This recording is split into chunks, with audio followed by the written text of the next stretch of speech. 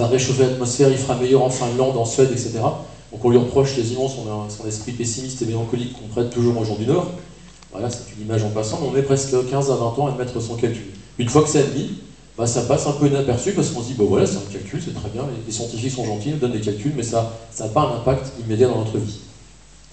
Alors, il y a un autre point aussi qui est important, puisque nous avons malheureusement été confrontés à des pollutions maritimes. Ça semblait aussi être une découverte dans les années 60-70 quand c'est arrivé. Or, là aussi, les scientifiques avaient déjà travaillé sur le sujet depuis longtemps. Alors ça, évidemment, vous touchez à j'allais dire, mon petit domaine à moi, qui est horrible. Quand on est en Bretagne, on est quasiment les spécialistes mondiaux de la pollution marine, pas seulement pour des raisons historiques, enfin si, des raisons historiques, mais aussi des raisons scientifiques. La première petite marée noire, enfin on ne l'appelait pas marée noire à l'époque, parce que la première fois qu'on a utilisé l'expression, c'est un journaliste du Télégramme de Brest, qui utilise cette expression en 1967 après le Torrey Canyon. Mais la première petite marée noire date de 1907, et les premiers textes des scientifiques qui se questionnent sur l'impact de ce qu'on appelle à l'origine l'essence, parce qu'on ne sait pas trop comment l'appeler, c'est le pétrole. Hein. À l'époque, on ne les appelle pas encore hydrocarbures, parce que le mot est un petit peu plus récent. Ben, c'est 1896, c'est dans un petit texte d'un écologue américain qui se questionne sur l'effet des poussières qui sont liées à des raffineries au nord des États-Unis, près de la frontière avec le Canada. Donc le premier texte, 1896, première marée noire, ça se pose quasiment au même endroit que le Torrey Canyon en 67, en face des côtes bretonnes, près de la Cornouaille du Pays de Galles. 1907. La première conférence internationale sur les pollutions marines, c'est 1926, hein, et les premiers travaux des scientifiques, c'est 1920. Donc ça veut dire que ça fait plus d'un siècle qu'on travaille sur ces thématiques-là, mais que, on en reparlera tout à l'heure, ben, l'information ne circule pas très bien, que les scientifiques ne sont pas toujours écoutés, puis on verra tout à l'heure, pas toujours écoutables. Alors, le XXe siècle a marqué un changement très fort pour les scientifiques. Ils sont confrontés à une nouvelle dimension du risque. Et ça, c'est un basculement qui les percute de plein fouet.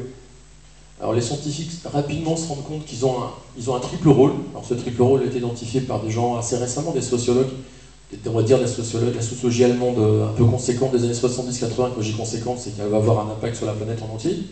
Des gens comme Habermas, des gens comme ça y est, le nom m'échappe, ça on regardera tout à l'heure, mais c'est pas grave.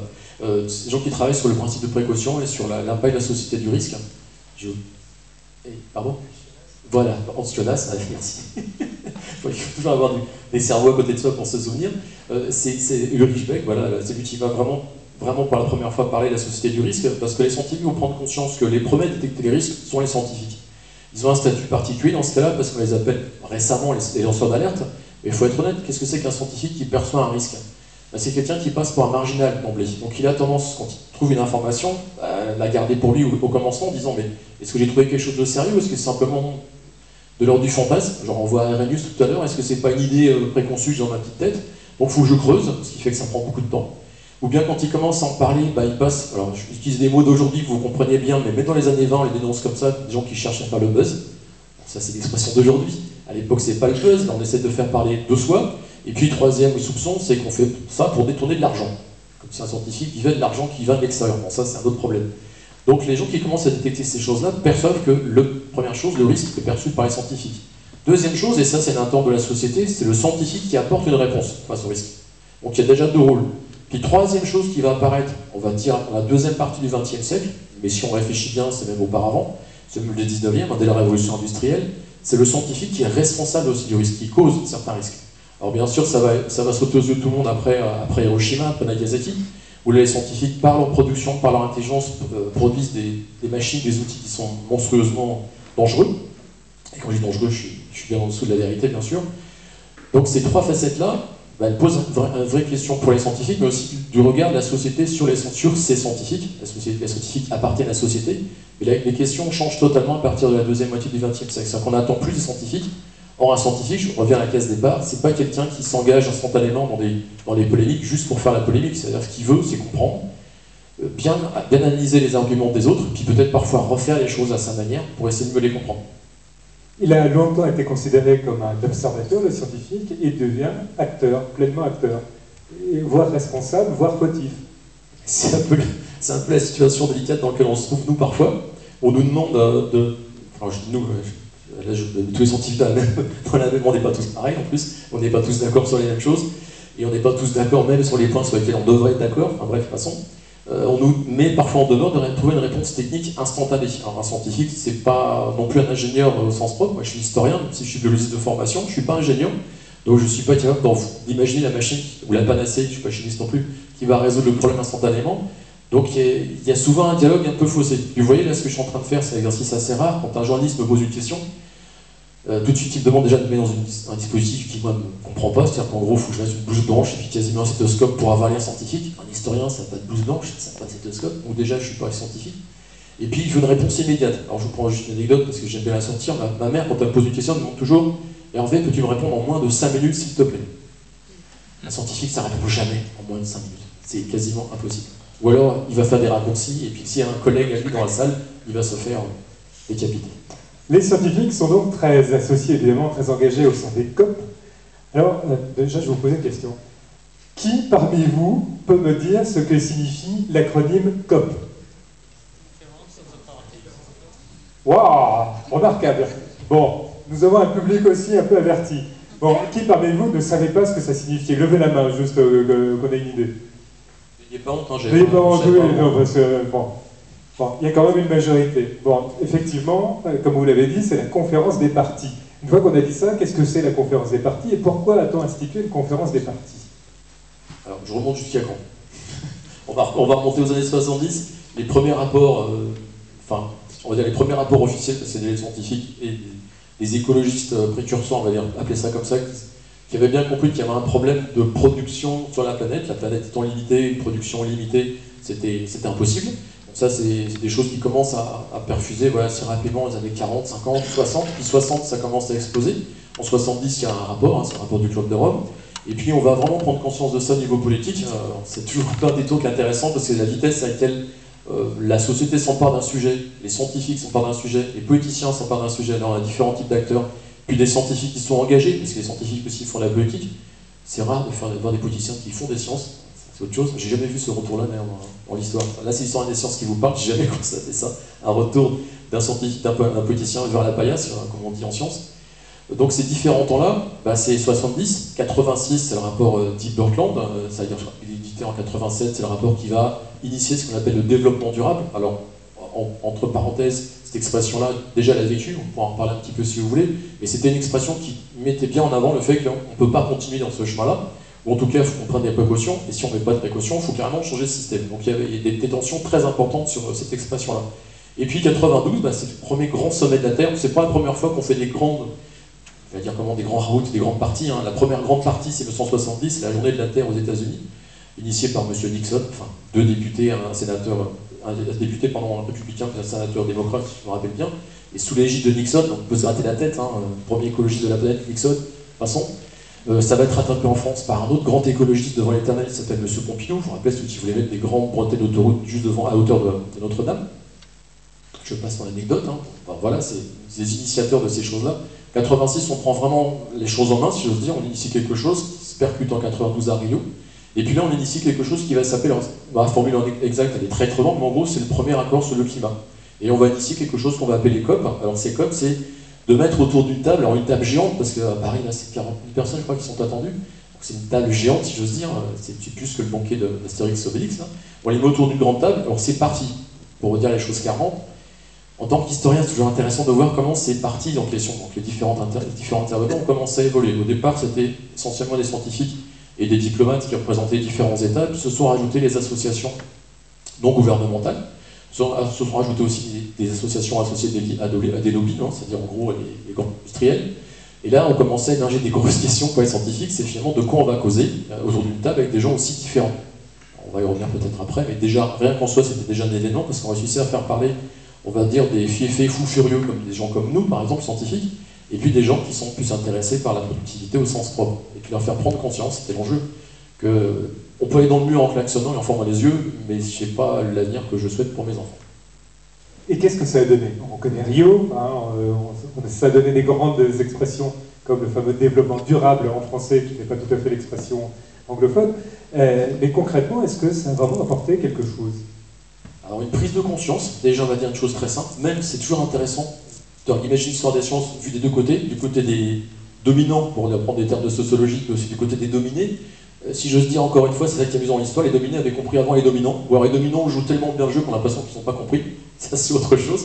Les gens ont très vite compris qu'il y a quelque chose de toute façon fondamental dans cette discussion, et se sont emparés du questionnement, et cette pression qui s'est exercée dès les années 90, où on est plus conscient, alors que c'est assez récent, enfin c'est presque hier, on a oublié déjà les mouvements qui sont mis en place sur la planète, et pas seulement des mouvements de population très, très larges, parce qu'on ne va pas mesurer en quantité, mais plutôt en force que les gens vont mettre dans la discussion, et les gouvernants sont obligés de s'emparer du sujet, et de mettre en place, c'est ça qui est intéressant pour un historien, un des premiers grands dispositifs internationaux, il y en a eu d'autres avant, hein. Le premier dispositif, moi il m'intéresse en tant que logiste qui s'intéresse à l'histoire des sciences de la mer, parce que la première institution internationale, elle porte autour des stocks de poissons, déjà fin 19e, hein, 1885, on se pose des questions sur les stocks de poissons, donc il faut se réunir autour d'une table, entre marins-pêcheurs, entre grands armateurs, entre scientifiques qui mesurent ce qu'on appelle les stocks halieutiques, et on essaie de faire discuter les gens en fin 19e. Là, c'est un siècle plus tard, et là, la pression, elle vient de la population. C'est ça qui est intéressant. Les gouvernants en sont conscients, mobilisent les gens, et donc font en sorte d'instaurer quelque chose qui est vraiment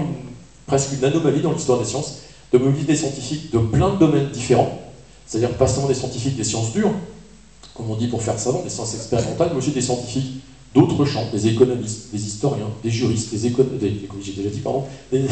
sociologues, qui vont s'intéresser à toutes les facettes du sujet et qui vont donner naissance à ce premier groupement international de cette taille-là, de cette puissance-là aussi. Il faut imaginer les moyens que ça a mobilisé, humains et financiers, et aussi le nerf de la guerre et toujours l'argent associé à la science. Le GIEC, qui est vraiment un événement en tant que tel pour l'histoire. Alors, Retière, quel regard portez-vous sur cette puissante anomalie que vient de nous décrire Hervé Ferrière? Prenez le micro. Je pense que, en fait, ce qui s'est passé en 92 a été essentiel, en fait, parce que, effectivement, il y a eu 3 conventions internationales qui sont nées de ce sommet de la Terre en 92. Alors, celle qu'on évoque aujourd'hui, hein, la conférence cadre des Nations Unies sur le changement climatique, avec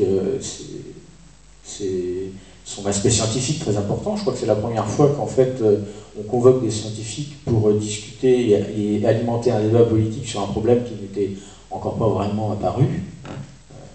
Et puis il y a eu 2 autres conventions très importantes qui ont été aussi lancées à l'occasion de Rio en 92, le sommet de la Terre. C'est la Convention des Nations Unies pour la conservation de la diversité biologique, hein, qui a quand même permis de mettre en place dans l'ensemble des pays du monde, hein, puisque les parties, c'est d'abord les 194 États membres des Nations Unies, grâce à cette convention, en fait, tous les pays aujourd'hui sont dotés d'un réseau au moins minimum de zones naturelles protégées. Et puis il y a une 3e convention dont on parle moins, qui est en fait la Convention des Nations Unies pour la lutte contre la désertification, qui est un sujet très important puisque c'était l'époque des grandes famines, notamment au Sahel. Et en fait aujourd'hui cette convention-là, elle prend toute sa dimension, en lien avec les 2 autres d'ailleurs, puisqu'elle s'intéresse en fait aux questions de dégradation des terres et de la manière dont on va devoir en fait neutraliser cette dégradation des terres, pour des questions de sécurité alimentaire, mais aussi pour des questions de climat, parce que 40% des émissions de gaz à effet de serre sont liées en fait au changement d'occupation du sol, et notamment à l'agriculture industrielle et l'expansion urbaine incontrôlée.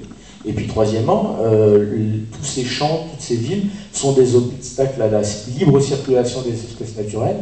Et en fait, aujourd'hui, le grand enjeu, c'est de communiquer les zones naturelles protégées entre elles par des couloirs écologiques, des couloirs biologiques, et ça il va falloir redonner en fait de l'espace à la nature, et ça c'est absolument essentiel pour éviter que s'approfondisse l'écroulement de la biodiversité, qui est en fait lié aux difficultés, alors problème de pollution, mais aussi aux difficultés que rencontrent les espèces pour s'adapter au changement climatique, donc de migrer vers en gros le nord pour échapper aux conditions adverses dans le tropique, ou alors descendre, migrer, hein, elles doivent pouvoir migrer pour pouvoir s'adapter. Donc en fait aujourd'hui ces 3 conventions-là constituent l'épine dorsale du droit international de l'environnement. Et tout ça c'est né finalement d'un processus scientifique initié en 92.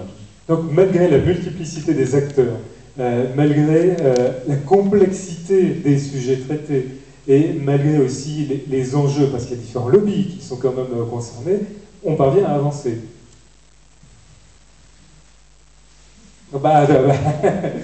Excusez-moi de la question. Hein. Non, je pense qu'on avance. On avance difficilement, bien sûr, parce que, en fait, comme l'indiquait mon Hervé, voilà, en fait, le vrai sujet, c'est de changer de système économique. Et ça, c'est très difficile. Et ceux qui ont gagné beaucoup d'argent et qui continuent à gagner beaucoup dans le système actuel, qui est extrêmement polluant et génère ce changement climatique, vont devoir s'effacer devant d'autres acteurs qui apportent des solutions différentes, notamment au niveau des énergies renouvelables. Et on peut gager que les premiers vont vendre très cher leur peau.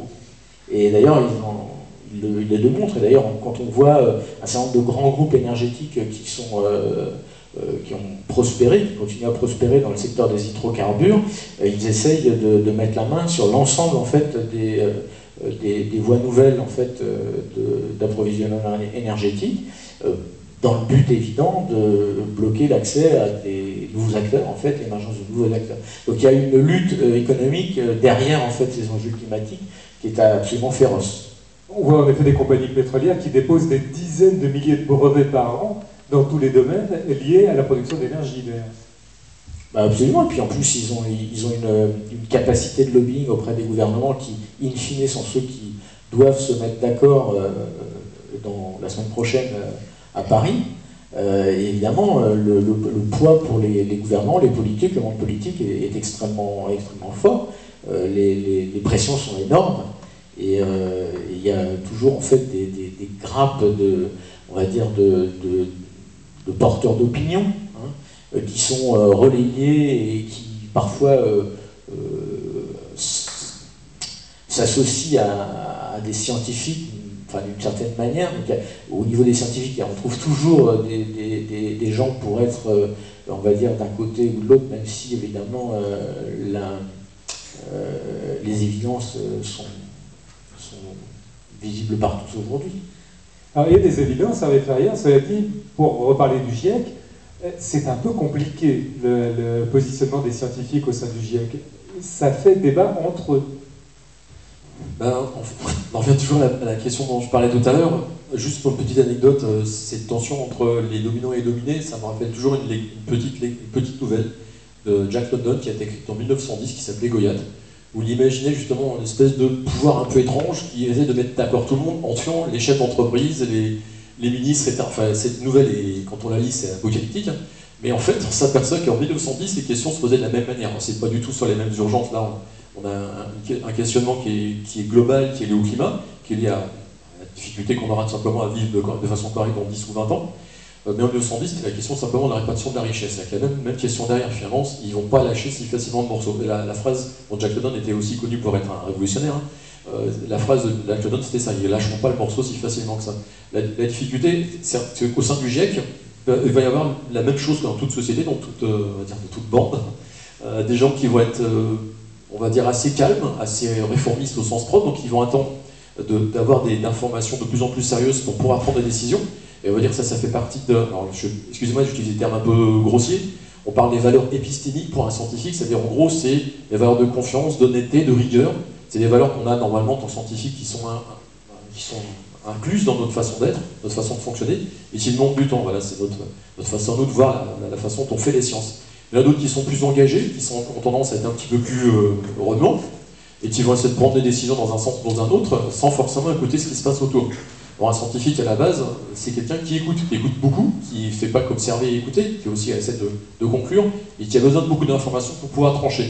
Et au sein du GIEC, on a tous les types de personnages. C'est ça qui est intéressant. Alors là, je me pose moi en tant qu'historien et sociologue, quand on regarde les comités de ce type-là, on retrouve toutes les figures, quasiment, qu'on a depuis l'Antiquité, si je veux dire, dans tous les mythes, dans toutes les légendes. Vous avez des Prométhées, qui vont descendre le savoir jusqu'à nous autres, qui vont nous éclairer pour les milliers d'années qui viennent.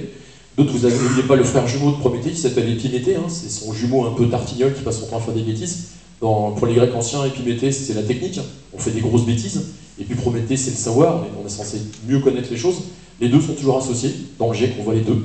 Et puis vous avez ceux qui essayent de rester sur la crête, la position la plus difficile, qui n'ont toujours pas de tomber d'un côté comme de l'autre, et qui, c'est ça intéressant au sein du GIEC, après, ne sont pas toujours dominants, ne sont pas toujours majoritaires.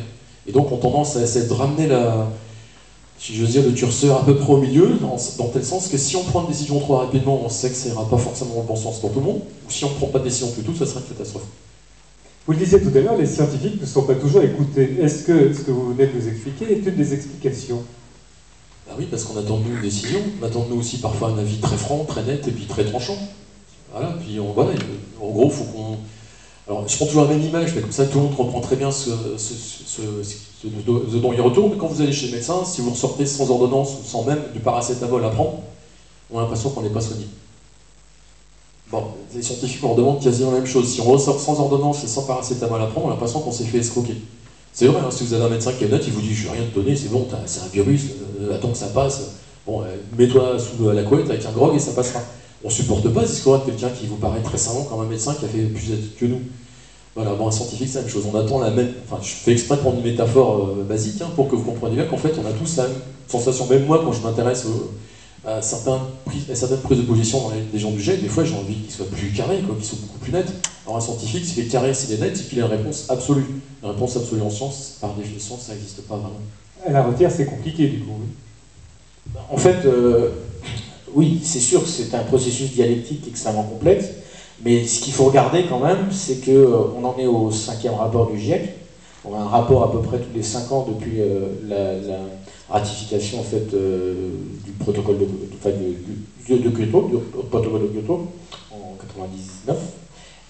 Et donc en fait, ce qu'on a vu en fait s'affiner au fil du temps, c'est la réduction en fait de l'incertitude, du degré d'incertitude par rapport aux données.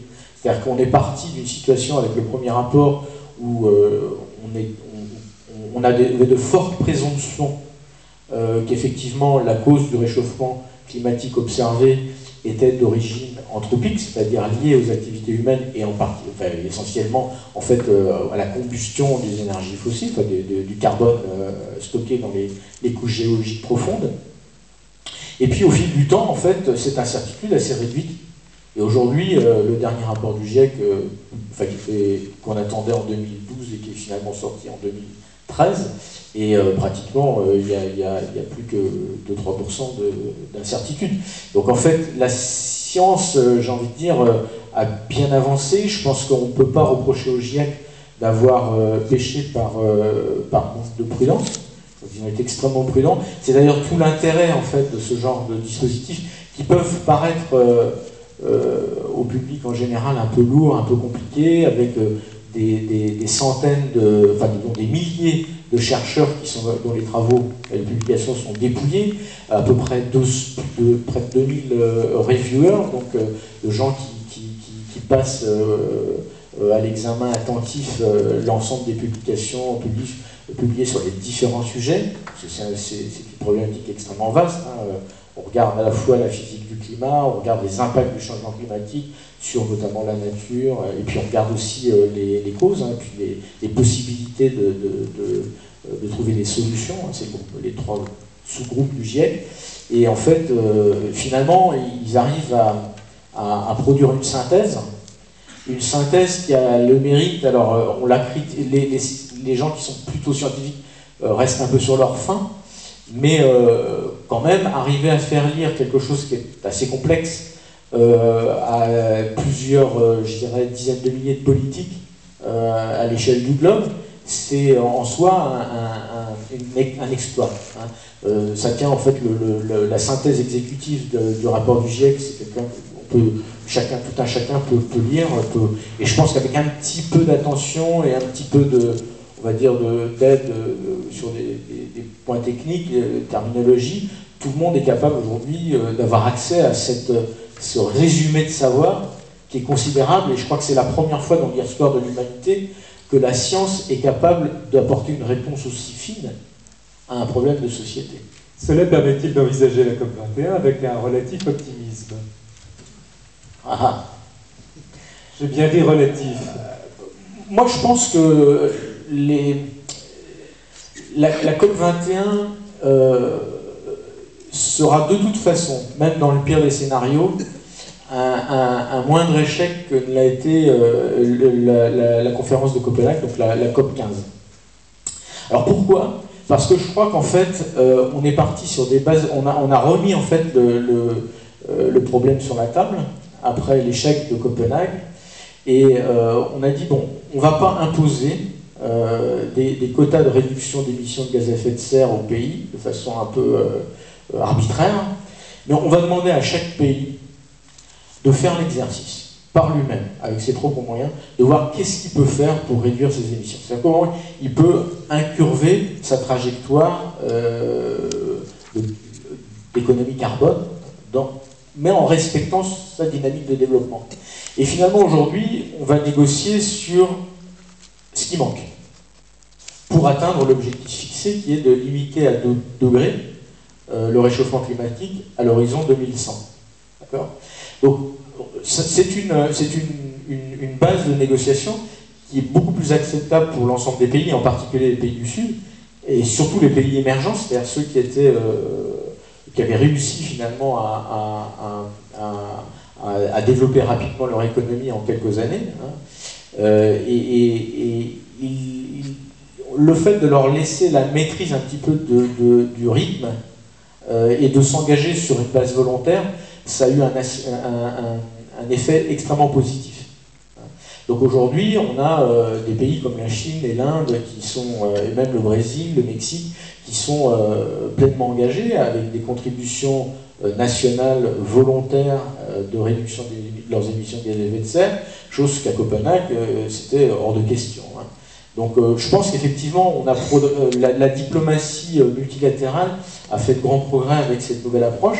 Alors, il y a aussi, on a appris de l'échec de Copenhague, c'est-à-dire que les pays se sont dit, bon, on va essayer d'avoir un accord contraignant qui engage tout le monde, ça c'est acquis, tout le monde est d'accord sur le principe.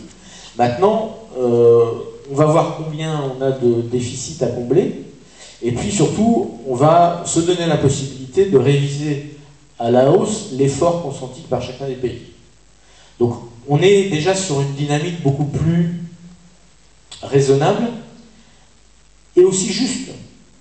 Parce que nous, ça nous allait bien, nous, Européens, de dire, bon, nous, on est riches, après tout, on est déjà développés, donc on a la technologie, on a les moyens de réduire encore nos émissions de gaz à effet de serre, voire de les stabiliser complètement. Mais il y a des pays, d'ailleurs, qui nous ont beaucoup aidés à devenir prospères, qui ne sont pas dans la même prospérité économique et qui ont bien droit aussi, eux, de se développer. Donc il fallait trouver une autre manière qui préserve finalement le droit légitime des nations à se développer. C'est donc un nouveau modèle de négociation qui s'ouvre. Alors vous nous avez parlé des pays du Sud et donc des avancées qui leur permettent de s'engager véritablement, mais les pays du Nord, est-ce qu'ils changent d'approche, eux? Alors le pays de référence, pour ceux qui ont du mal c'est peut-être le pays, les États-Unis d'Amérique sont le pays qui est le plus emblématique de la difficulté à s'engager, mais c'est à la fois aussi le pays qui fait peut-être le plus au niveau local. Parce que, en fait, si bien même pour des raisons politiques et d'équilibre politique complexe, le Congrès n'a jamais, enfin disons, aucun président n'a pris le risque de soumettre à ratification du Congrès le protocole de Kyoto, pendant ce temps-là, un certain nombre d'États et des collectivités de moindre niveau territorial, des villes, etc., ont été extrêmement actives. Et aujourd'hui, en fait, on a notamment sur le marché carbone, l'Europe avait mis en place un marché carbone, BlueNet, qui s'est effondré, d'accord ? Alors que l'Union européenne était le bon élève.